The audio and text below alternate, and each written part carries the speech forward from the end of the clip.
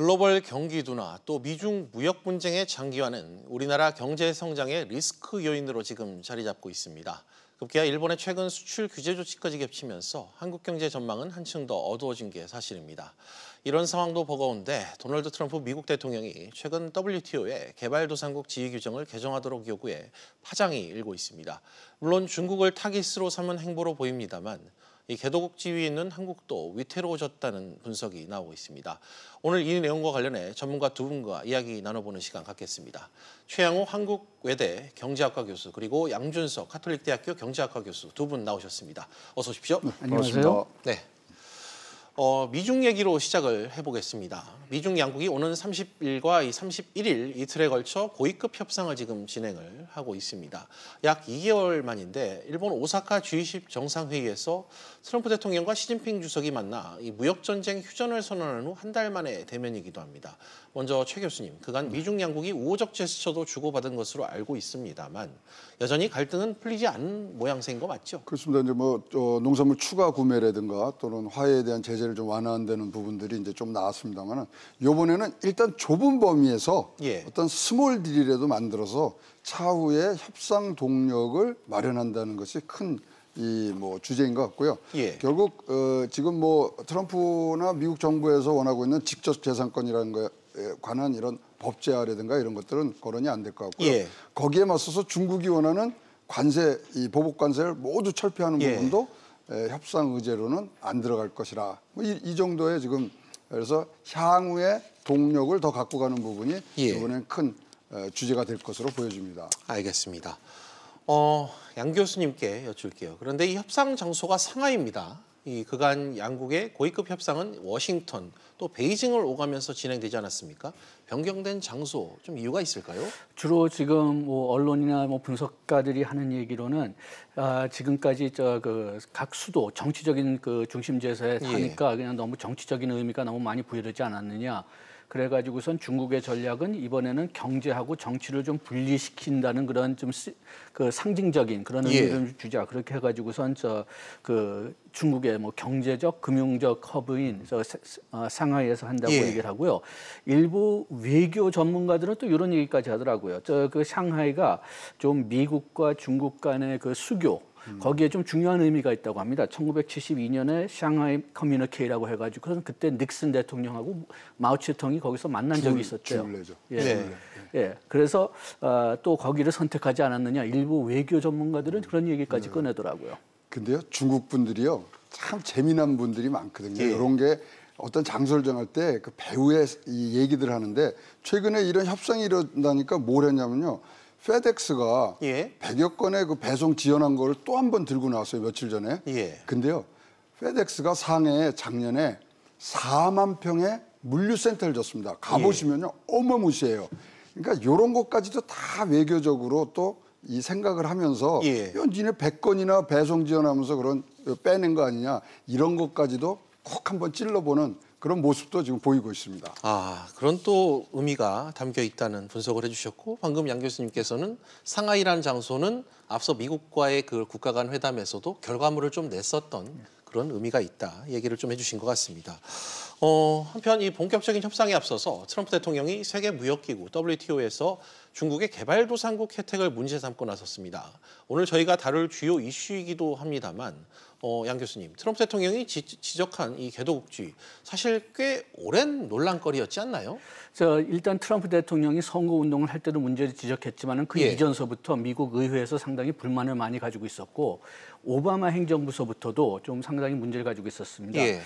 중국이 WTO 가입을 했을 때 하도 중국이 큰 나라고 경제적인 중요한 역할을 할 수 있는 나라이기 때문에 개도국 혜택을 몇 개를 포기하긴 했어요. 이렇게 포기하긴 했지만은 그렇지만 그래도 상당히 많은 부분에서 개도국 특혜를 계속 누릴 수 있도록 협약을 하고 그리고 WTO에 가입됐는데 지금 미국의 비즈니스나 의회에서는 그렇게 그 개도국 지위를 그래도 그만큼이라도 유지하고 오게 한 것이 실수다. 그런 논의를 많이 오바마 행정부서부터 주장하고 있었고 그다음에 트럼프는 자기 선거운동 할 때서부터 이걸 중요한 이슈로 하나로 들고 들어왔던 거죠. 알겠습니다.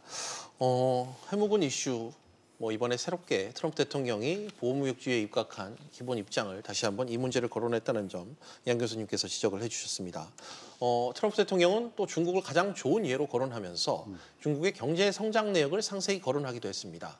최 교수님, 물론 이 트럼프 대통령이 개도국 지위 혜택에 대해 여러 나라를 언급하긴 했습니다만 역시 핵심 타깃은 바로 중국이겠죠. 그렇죠. 시장 그러니까 자유시장 경제가 갖춰지진 않는 중국하고 거래하는 자체가 불공정하고요.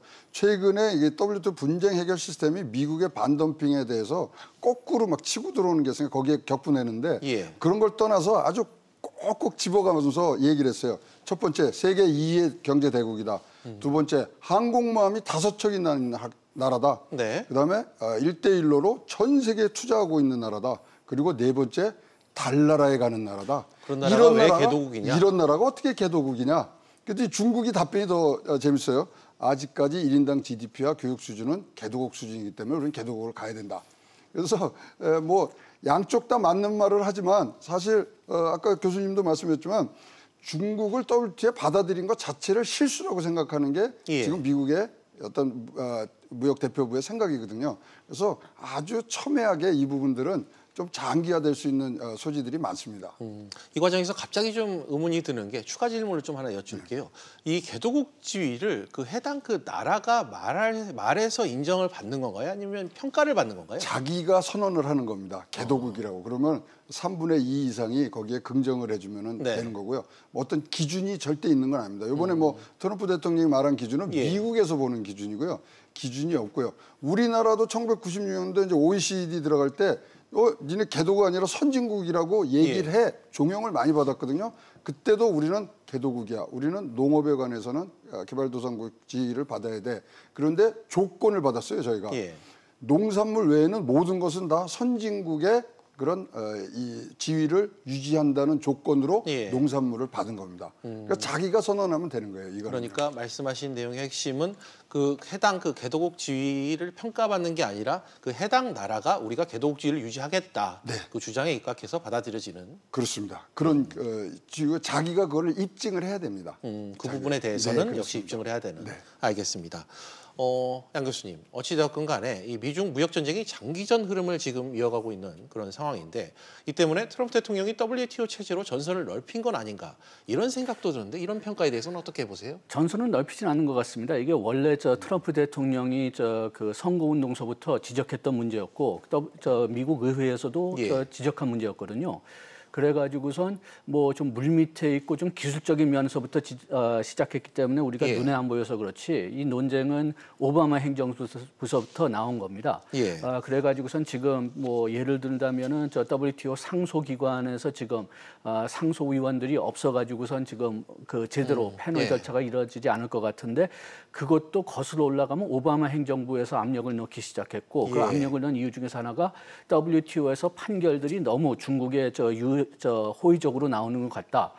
그래가지고서 미국이 좀 불만을 보이기 위해서 상소기관의 위원들을 조금씩 느리게 인정을 하기 시작했는데 승인을 하기 시작했는데 트럼프 행정부에 와서는 그게 모든 게 다 악화된 거죠. 그렇지만 지금 일단은 트럼프 대통령이 양자를 좀 더 선호하기 때문에 그렇기 때문에 양자적인 측면을 먼저 강조했지만은 이 WTO에 대한 불만은 계속 유지돼 왔습니다. 그래가지고선 그 미국의 통상 보고서 TPR 같은 걸 읽어본다면은 계속 WTO에 대한 불만이 계속 나타나 있었고요.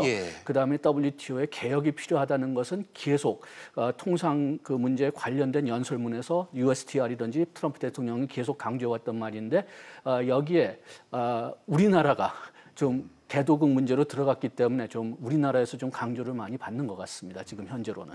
알겠습니다. 어찌됐건 뭐 우리 입장에서는 또 다른 악재를 만난 게 분명한 것 같습니다. 그렇더라도 일단 트럼프 대통령이 이 개도국 지위에 대한 문제 제기를 한 만큼 중국을 중심으로 한 반발은 좀 당장 좀 나올 것 같아요. 뭐 반발이 아니라 아마 극심해지겠죠. 지금 WTO의 개도국에 관한 조항이요 150개입니다. 근데 164개국의 지금 회원국이 모두 다 찬성을 하지 않는 한 바꿀 수가 없습니다.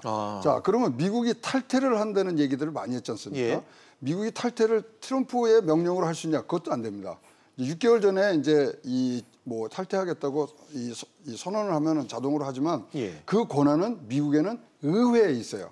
대통령이 있는 게 아니에요. 그래서 지금 트럼프가 뭐 쭉 대선 공약 때부터 탈퇴한다 그러다가 잔류한다 그랬다 지금 개혁안을 내놓게 된 배경은 그런 것들이 이제 다 알 거예요.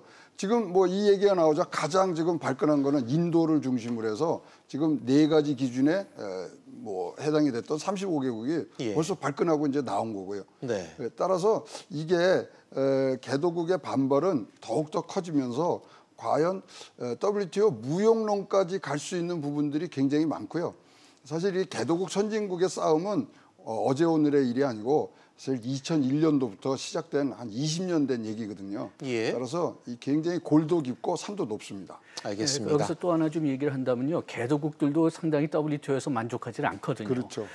그래서 개도국들도 자기네들은 특권이 더 필요하다. 그리고 그게 완전히 틀린 이야기는 아닌 것 같은데. 그 체제 안에서 개도국들도 불만이 있다. 그렇죠. 왜냐하면은 저 WTO 체제는 저 시장을 개방하는 건데 아직까지 준비하지 않은 개도국들은 할 수 없이 뭐 열려지는 경우가 있다. 그래가지고선 그런 논의가 많이 뭐 6월 우루과이 라운드에서부터 그런 얘기가 나왔었으니까요. 네. 그래서 이게 상당히 오래된 문제인데 이게 다시 또 이제 얽혀가지고선 이제 개도국들하고 미국하고도 분쟁이 상당히 좀 심해질 것 같습니다. 알겠습니다. 문제는 이 두 분 말씀하신 대로 이 개도국주의로 혜택을 누린 국가대로 적시된 곳들 여기에 우리나라가 지금 포함되어 있다는 게 문제인 것 같습니다. 양 교수님, 우리나라가 WTO에서 개도국주의를 유지하면서 어떤 혜택을 좀 받아왔습니까? 주로 지금 최 교수님이 말씀하신 대로 주로 농산물입니다. 우리가 우루과이 라운드는 공산품도 좀 받았었는데 2000년대 도하 라운드 시작하면서 우리가 그 농산품에만 지금 개도국 입지를 가지고 있는데요. 그것 때문에 우리가 상당히 높은 관세율을 유지하고 있습니다. 그 민감한 그 농산품, 마늘, 고추, 깨 같은 것은 300%에서 600%까지의 관세율을 유지하고 있고 또 상당히 많은 보조금을 우리가 주고 있어요. 그 농업 그 수익의 한 50%가 그 보조금인데 그하고 비슷한 수준이 있는 나라는 일본 그리고 스위스 한 3-4개 국가밖에는 안 됩니다. 그런데 그 보조금하고 관세를 다 좀 잘라야 되겠죠. 그렇기 때문에 우리가 그 농업 분야에서 상당히 좀 정치적으로 민감한 문제들이 많이 생길 수가 있습니다. 알겠습니다. 그럼 뭐 하나 더 여쭙다면 우리나라가 이 개도국주의를 더 유지하지 못하게 됐을 때 무대저항 역시 받지 못한다 이런 뜻으로 좀 봐야 될까요? 지금 그렇게 봐야 될 거는 같은데요. 다만 우리가 지금 일단은 우루과이 라운드하고 도하 라운드 협상에서 우리가 약속한 것은 개도국 수준에서 약속했거든요. 그러니까 WTO 차원에서는 그걸 재협상하지 않는 한 우리가 그것을 계속 지키기만 하면 되고 지금 도하 라운드가 거의 멈춘 상태에 있기 때문에 WTO 차원에서는 압력을 그렇게 많이 안 받을 것 같은데 지금 문제는 미국이 양자 협상 차원에서 압력을 넣지 않을까 좀 그런 걱정을 하고 있는 거죠. 이 이슈를 가지고. 그런데 거기서도 어떤 면에서는 좀 걱정은 해야 되겠지만은 걱정을 조금 좀 덜 해도 되는 게 뭐냐 하면은 우리가 한미 FTA를 통해서 많은 농산품 분야들에 관세를 내렸거든요. 그래가지고선 미국이 아주 심하게 우리나라 그 관세를 내리라고 압력을 낼지는 지금 좀 확실하지 않는 것 같습니다.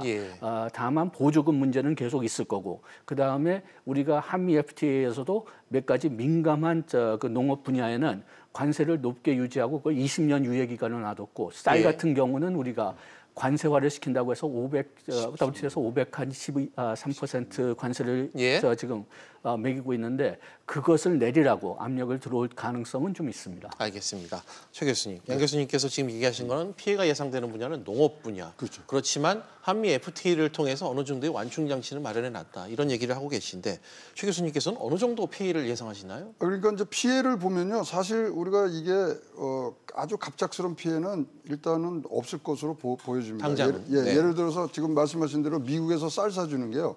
지금 513% 관세인데 5% 관세에 40만 톤 지금 사주고 있어요.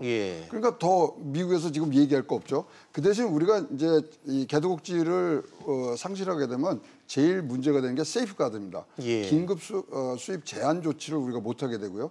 그다음에 보조금 문제는 사실 지금 한도가 있습니다. 1조 한 5천억 정도 되는데 지금 우리가 직불제로 주는 게 올해는 5,775억이에요. 이 한도가 한 8천억, 9천억 정도로 내려오기 때문에 아직도 거기는 조금의 룸이 있기 때문에 직접적인 피해 이것들은 조금 아직까지는 예상되는 게 그렇게 크게 없고요. 네. 그 대신 이러면서 각 개도국이라든가 이런 데가 다 보호무주의적으로 가면은 전체적인 그 세계의 무역의 어떤 감소 이런 걸로 해서 지금 최대 피해는 0.8% GDP의 0.8%까지는 계산이 되고 있습니다. 나라 간 장벽이 높아지는 만큼. 그렇죠. 관세도 많아지고. 네. 또 말씀하셨던 아까 부분이 긴급 수입 제한 조치를 좀 쓸 수가 없게 되는 그렇습니다. 그런 문제가 있다는 네. 지적을 해주셨습니다. 중국 등 또 개도국 반발로 개도국 지위 결정 변경이 쉽게 관철되지는 않더라도 물론 이 트럼프 대통령은 관련된 국가들에 대해서 개도국 대우를 일방적으로 중단하겠다 이런 입장을 밝힌 상황입니다. 최 교수님, 트럼프 대통령이 개도국이 될 수 없는 4가지 기준을 지금 밝힐 것으로 알고 있는데요. 4가지 기준 중에 하나라도 속하면 개도국이 될 수 없다. 지금 이게 미국의 입장인 것 같은데 그렇다면 우리나라가 4가지 기준에 모두 포함이 되고 있는 거죠 지금? 네, 유일하게 35개 중에 4가지가 다 포함이 되는데 뭐 그러는 와중에 또 한 가지가 더 붙어서 지금 5가지가 됐어요. 어떤 거죠? OECD 가입이 돼 있거나 가입을 신청한 나라 안 됩니다. 그다음에 G20에 속한 나라 안 됩니다. 그다음에 지금 IMF에서 정한 고소득 12,050불 이상의 1인당 GDP를 가진 나라는 안 됩니다. 고소득 국가라는 얘기죠? 예, 우리 3만 불이잖아요. 거기다가 전 세계 무역량 0.5% 이상을 차지할 때는 또 안 됩니다. 교역량이 또 많고. 거기다가 구매력 평가 1인당 GDP 상위 10개국은 무조건 안 된다. 이렇게 됐어요. 뭐 브루나이 이런 데가 걸리거든요. 그래서 5개의 지금 중에 이제 4개가 지금 걸리는 상황인데요. 자, 이게 실질적으로 나왔을 때 지금 90일 이내에 이런 조치가 없으면은 자기네들이 뭐 양자 협상을 통해서 간다 그러는데 우리 최근에 한미 FTA 양자 협상을 했지 않습니까? 그렇기 때문에 우리가 어떤 식으로든지 미국과의 그런 한미 FTA 연장의 어떤 선상에서 이 문제는 다시 한번 이런 기준이 있더라도 자기네가 만든 거니까 우리가 분명히 반박을 해야 된다고 생각을 합니다. 예, 알겠습니다. 해 교수님, 물론 또 당장 조치가 적용되는 건 아닙니다. 미국과의 무역 협상 과정에서 미국 측이 어떤 조건으로 압박할지도 모르겠고요. 지금 그렇다면 이 상황, 방금 최 교수님께서도 말씀하셨지만 좀 대비를 어떻게 해야 될지가 궁금한데.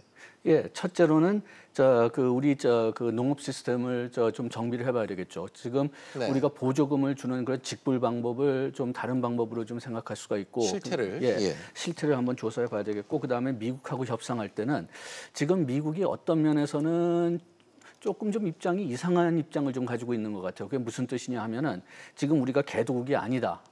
그렇게 지금 일단은 나오고 만약 우리가 개도국이 아니라면은 이렇게 무역 장벽을 좀 제거해야 되겠지만은 아까 우리가 지금 쌀 관세화 해가지고선 지금 그 513% 관세를 지금 유지하고 있다고 하는데 미국이 이걸 그렇게 좋아하질 않아요.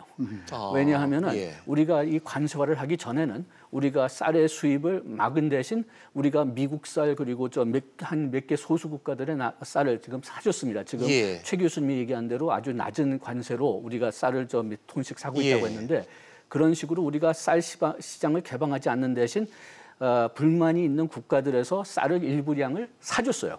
미국은 좀 그런 제도로 돌아가고 싶다는 이야기가 좀 많이 있습니다. 아, 그래요? 예, 그래서 그게 좀 한쪽으로 본다면은 선진국을 시켜가지고선 시장을 개방시키겠다는 압력이 있지만 또 다른 데서는 또 옛날 제도, 그냥 미국 쌀을 그냥 개런티로 사게 하는 그런 제도로 돌아가고 싶다는 얘기도 있기 때문에 그거를 좀 적절하게 사용해야 될 필요가 있을지 모르겠습니다. 그러니까요. 전체 분위기가 이런 것 같아요. 양자 간의 무역 협상이 이제 주가 되는 것 같아요.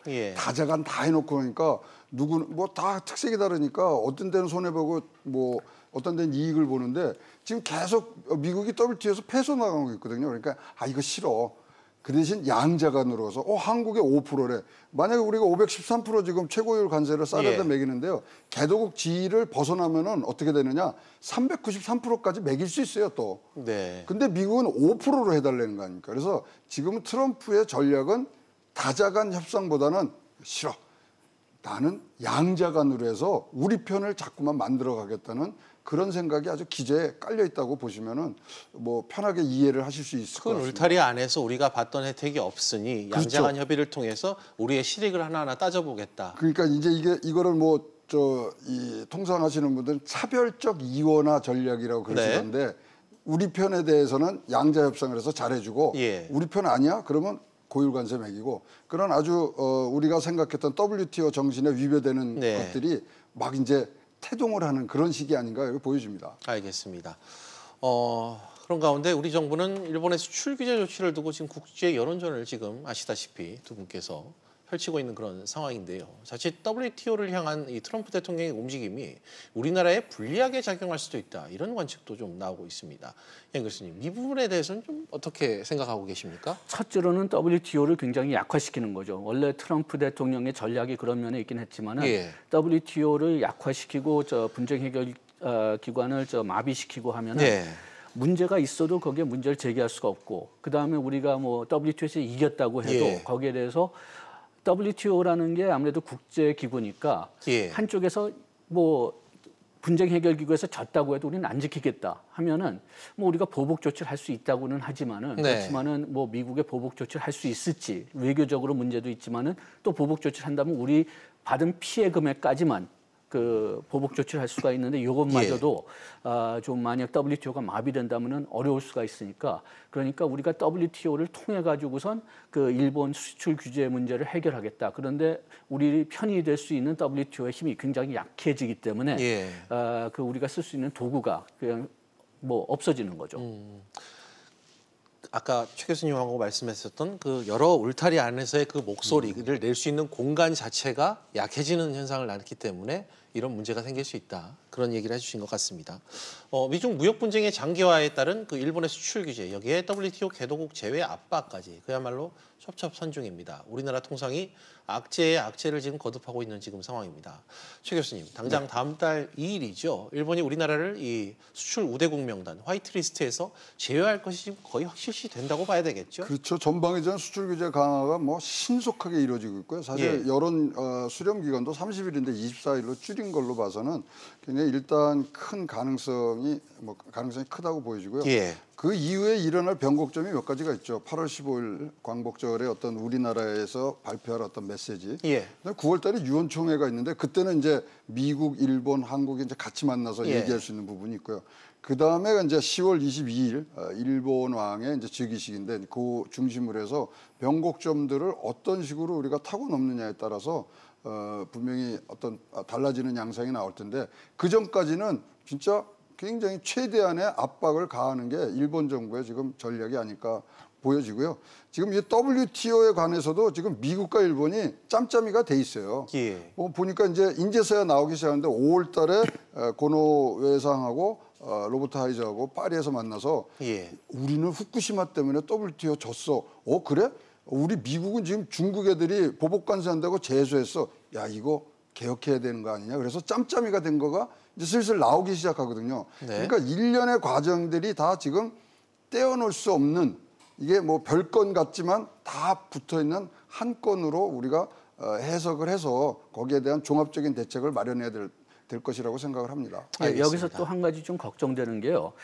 지금 한국을 화이트리스트에서 제거시키느냐 거기에 대해서 공청회를 했고 그냥 민간 기업들이 그 견해를 내게 돼 있었잖아요. 그런데 예. 4만 건의 견해를 받았다고 하는데 이게 보통 이런 이슈에 대해 비교해서는 뭐 10배 이상을 받은 표라고 하는데 또 거기서 압도적으로 국민들이나 기업들이 한국은 화이트리스트에서 빼야 된다. 예. 그런 그 제안서를 냈기 때문에 이게 그 일단 정부 차원에서 떠나서 국민들도 그렇게 지지를 하고 있다면은 나중에 한국하고 일본하고 어떤 딜을 만들려고 해도 이게 가능할지 예. 그게 좀 걱정됩니다. 우리나라도 마찬가지지만 또 일본도 상당히 많이 딜을 하는 데 있어서 부정적인 입장을 보이고 있는 것 같아요. 그러면은 네. 서로 협상할 수 있는 정치적인 틈이 없거든요. 그래가지고선 만약 한국 정부하고 일본 정부가 마음을 바꿔가지고선 자기네들이 합의를 해야 되겠다고 해도 정치적으로 가능할지가 이제는 좀 궁금해집니다. 알겠습니다.